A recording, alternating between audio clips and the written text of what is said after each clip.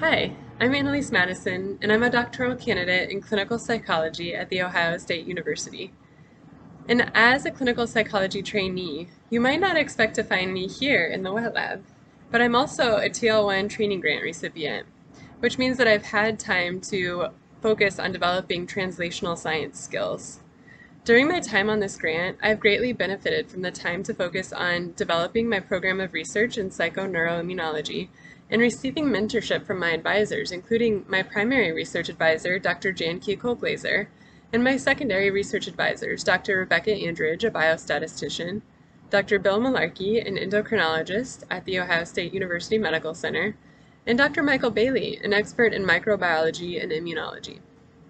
Although the COVID-19 pandemic has slowed data collection on my primary project that I proposed for this training grant, it also has provided an unexpected opportunity.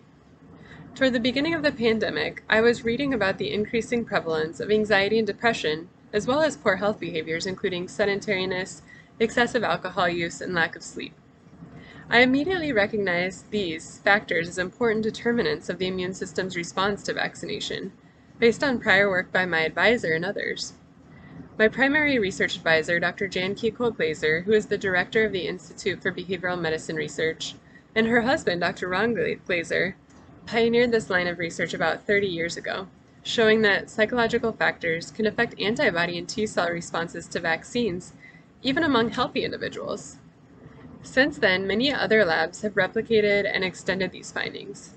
In short, stress, depression, loneliness, poor health behaviors like a lack of sleep, poor nutrition, smoking, excessive alcohol use, and sedentariness can all impede vaccine responses. Therefore, my colleagues and I set out to write a review paper uniting these two lines of research, both the predictors of a weakened immune response to vaccination and the fact that the pandemic has ironically exacerbated these risk factors.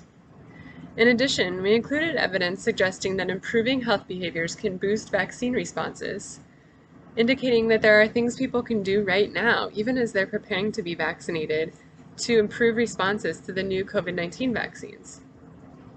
Even though the Pfizer and Moderna vaccines are highly efficacious, psychological and behavioral factors may influence side effect profiles upon vaccination, prolong the time it takes to develop immunity upon vaccination, and affect the duration of immunity.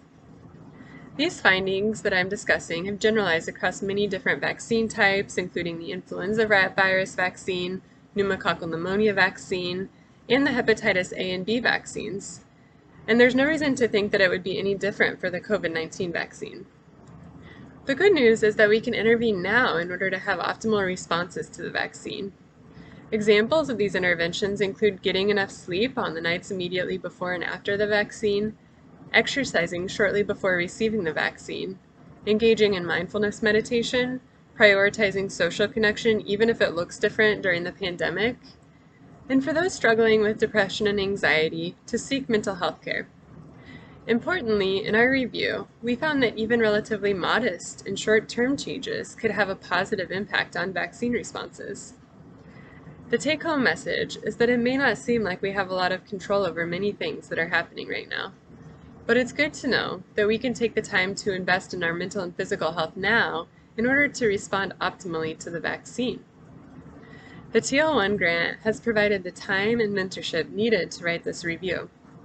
As a clinical psychology doctoral candidate, I do 20 hours of clinical work per week, and I would not have had the time to write this review if it were not for the grant.